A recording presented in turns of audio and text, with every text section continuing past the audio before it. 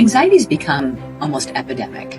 I see it so often. People come in and they just don't feel comfortable in their own skin. They just find also that they worry a lot, and they always look at the most concerning outcome, when they're contemplating doing something, or they have a lot of health anxiety. That's another common thing I see.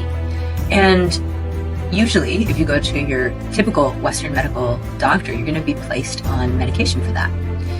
But here at Jyzen, and just historically in my practice, I've always looked at deeper underlying causes. And sometimes if you correct those, you can actually pull someone out of anxiety. So again, I always look at hormones.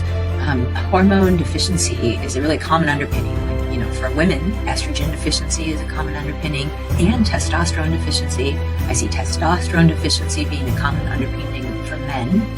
And then sometimes just overall adrenal fatigue can lead to anxiety, because if you don't have enough of the adrenal cortical hormones, your body's going to easily flip into an adrenaline mode to get through the day.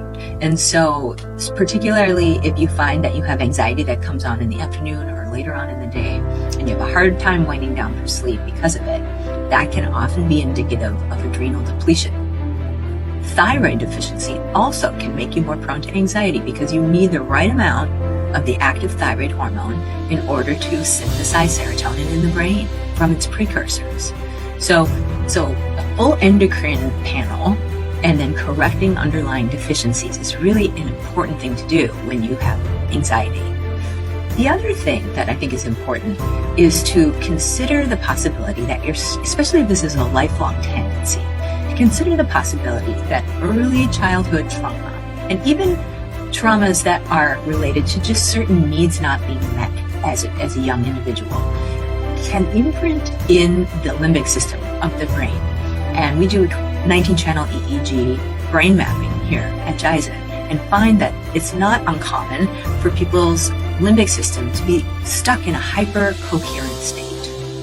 That throws the autonomic nervous system into a state of fight or flight. And so a person can just be, their brain can be kind of wired like this, and that's the cause of their anxiety.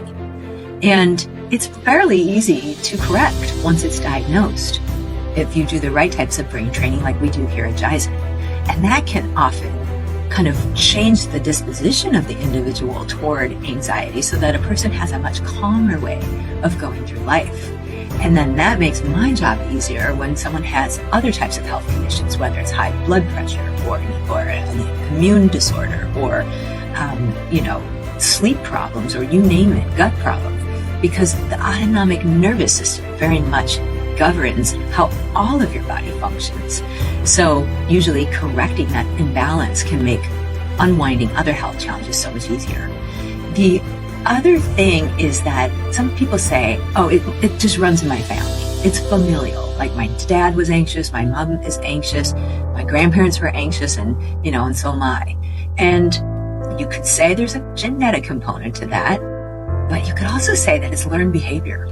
So a lot of times there's familial patterning that kind of like actually influence the way we view the world. And that was imprinted in us before we were conscious, kind of in that impressionable age between 0 and 8 years of age.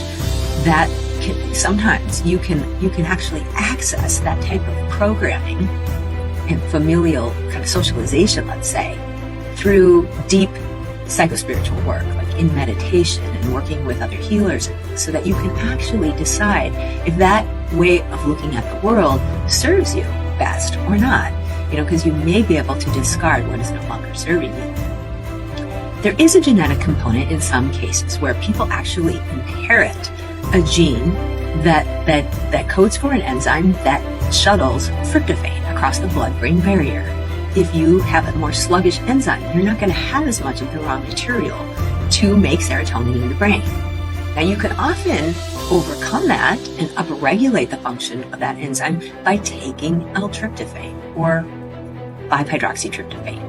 And this can be a really great way to improve the mood and help anxiety in individuals who have that.